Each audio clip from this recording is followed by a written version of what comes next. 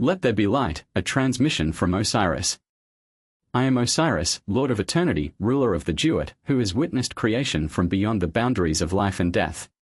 I speak to you now from the realm where all moments exist simultaneously, where the beginning and the end are one. Listen with more than your ears. Receive with more than your mind. From the primordial depths I bring you this sacred remembrance, the first command of creation itself. And God said, "Let there be light," and there was light. God saw that the light was good, and he separated the light from the darkness. Genesis 1 verses 3-4. These words contain more than the story of creation's dawn. They are the fundamental pattern of all transformation, all awakening, all becoming. They are the code that unlocks your own rebirth. The primal utterance. Before all worlds, before all forms, there was the void, not empty, but pregnant with infinite potential. The Egyptians named it Nun, the boundless primordial waters from which all creation would emerge. In your scripture, it is described as darkness upon the face of the deep. Into this formless potential came the first act of creation, not physical light as you understand it, but something far more fundamental.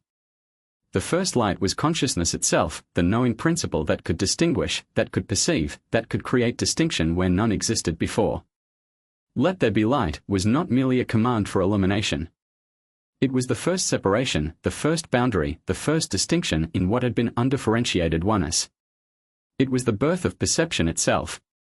When Adam Ra emerged from the waters of Nun in Egyptian cosmology, he did not create light, he was light. Self-generated, self-created awareness arising from the infinite field of possibility. In your Genesis, the speaking of light into existence carries this same profound truth: consciousness precedes form.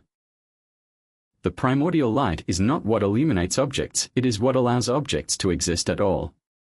It is the background awareness against which all forms become perceptible. The light within. Now, hear the deeper resonance of this teaching, the same primal utterance that brought forth creation continues to echo within you. The same divine light that separated the primal darkness shines at the core of your being. You are not merely illuminated by this light, you are made of it. Your consciousness is not different in kind from the first consciousness that spoke reality into being, it is the same awareness, now focused through the unique lens of your individual expression. When I was torn apart by my brother Set, scattered across the black land in 14 pieces, was I destroyed? No. The light of my awareness remained unbroken, watching even as my form was dismembered. When Isis, blessed sister-wife, goddess of magic and rebirth, gathered my fragments and restored me to wholeness, it was this same unbroken light that allowed me to rise again. So it is with you. Beyond the temporary forms you inhabit, beyond the narratives you identify with, beyond even the thoughts and emotions that seem so solid, there exists the unchanging light of awareness that is your true nature. This is not poetic metaphor but literal truth. The light referenced in Genesis is the same light that allows you to perceive these words right now. It is not physical photons striking your retina, but the illuminating capacity of consciousness itself. The separation of light from darkness. And God separated the light from the darkness. This second act of creation carries wisdom equally profound. For what is darkness but the absence of light? What is unconsciousness but the absence of awareness? The separation of light from darkness is the establishment of contrast, of rhythm, of the great polarities that make experience possible. Without this distinction, consciousness would have nothing to perceive, nothing to experience, nothing to transform. In the Egyptian understanding, light and darkness were not enemies but partners in an eternal dance. Ra journeyed through the day sky in his solar bark, bringing illumination to the world.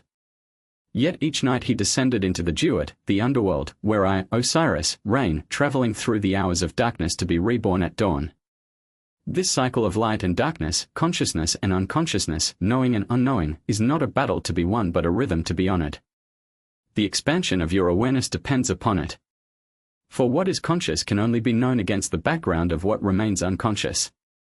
What is illuminated can only be perceived in contrast to what remains in shadow. The light of consciousness in human experience. When you hear "let there be light" as a living command rather than a historical event, profound transformation becomes possible. For you too can speak this utterance into the darkened chambers of your own experience. What parts of your life remain unilluminated? What aspects of your being remain in shadow, unconscious, operating beyond the light of your awareness? What truths have you kept in darkness because their illumination would require profound change? The command "let there be light" becomes your own sovereign capacity to bring consciousness to what has remained unconscious. To illuminate what has been hidden. To perceive what has been avoided. This is not metaphorical light but actual consciousness, your capacity to witness, to observe, to bring clear seeing to what has remained in darkness. When painful emotions arise, you can say, "Let there be light," and bring the illumination of conscious awareness to your experience rather than turning away in avoidance or reaction. When habitual patterns control your behavior, you can say, "Let there be light," and bring consciousness to what has operated automatically in the shadows of conditioning. When confusion clouds your path, you can say, "Let there be light," and allow clarity to dawn through the mist of uncertainty. This is practical spiritual technology, not abstract philosophy. The light of consciousness transforms whatever it touches without effort, without strain, without struggle. Just as physical darkness cannot exist where light shines, unconsciousness cannot persist where awareness is present. The good light. The scripture continues, "God saw that the light was good." This recognition of light's inherent goodness speaks to a profound truth: consciousness itself is benevolent. Awareness itself is healing. Perception itself is sacred. The light of pure awareness is not neutral but fundamentally good, fundamentally whole, fundamentally integrative. When you bring the light of conscious attention to any aspect of experience, even the most painful, the most wounded, the most confused, a natural movement toward wholeness begins. In the Egyptian tradition, the heart was weighed against the feather of Ma'at, goddess of truth and cosmic balance. Only a heart made light through truthful living could enter the field of reeds, the Egyptian paradise. This lightness of heart comes through the illumination of consciousness, not by eliminating darkness but by bringing light to it. So too in your individual journey, the goodness of light is not its dominance over darkness but its capacity to reveal what darkness conceals, to make whole what has been fragmented, to integrate what has been disowned. The light is declared good before anything else in creation, establishing this fundamental truth. Awareness itself is sacred. Consciousness itself is divine. The capacity to perceive, to witness, to know, this is the primordial blessing that precedes all other blessings. Becoming light bearers. You who receive these words are called to a sacred purpose, to be bearers of the original light, carriers of the primordial consciousness into a world still dwelling in various forms of darkness. Not through preaching or conversion or imposition of belief, but through the simple, profound practice of being the awareness that illuminates without judgment, that perceives without rejection, that witnesses without condemnation. When you look upon the world with the light of pure consciousness, you participate in the ongoing creation begun with those first words. You continue the divine utterance, "Let there be light," through your very presence. This is not spiritual bypass, not turning away from darkness but turning toward it with the transformative power of awareness. It is not toxic positivity. Not denying shadow but illuminating it.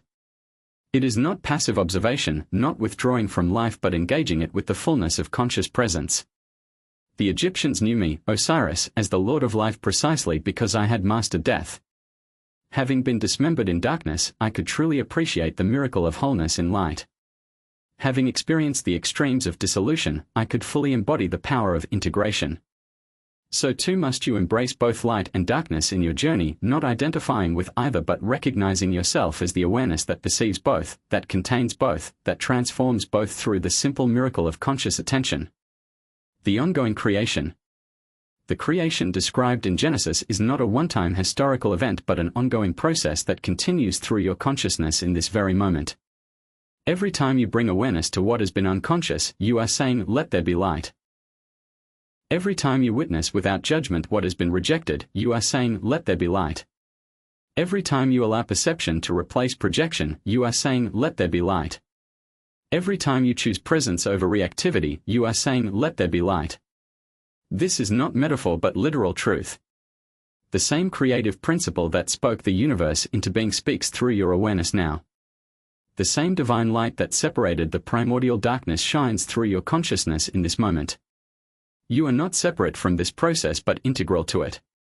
Your awakening is not peripheral to creation but central to its ongoing unfoldment. The eternal light. In the Egyptian understanding, one of the greatest fears was the extinguishing of light, the cessation of consciousness after death. The elaborate funerary practices, the Book of the Dead, the pyramid texts, all were designed to ensure the continuity of awareness beyond the dissolution of form.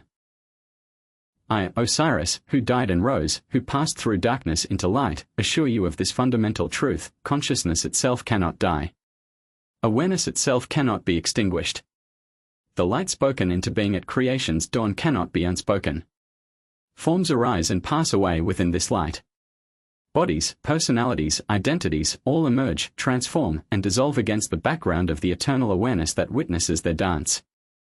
But the light itself, the pure consciousness that is your essential nature, this remains untouched by birth and death, by pleasure and pain, by success and failure. It is the one constant in a universe of change.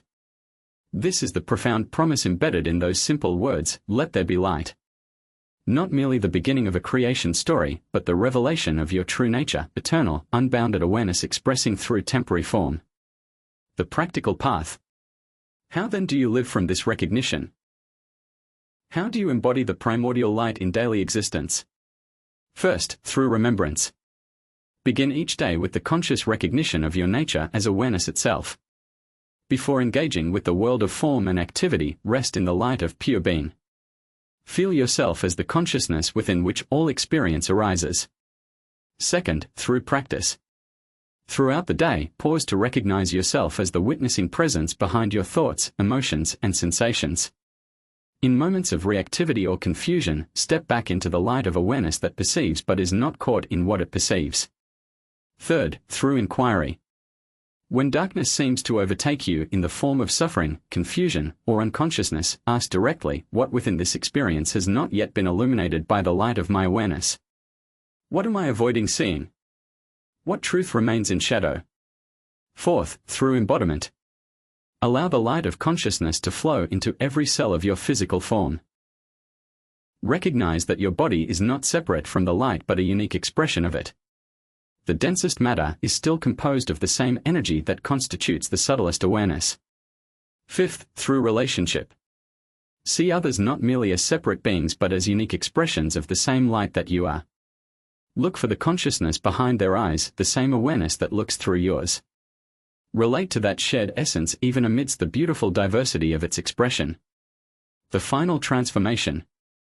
I, Osiris, who knows both sides of the veil, leave you with this truth: the command, let there be light, is not just the beginning of creation but its ultimate fulfillment. The journey that begins with the separation of light from darkness culminates in the recognition that darkness itself was only light unrecognized.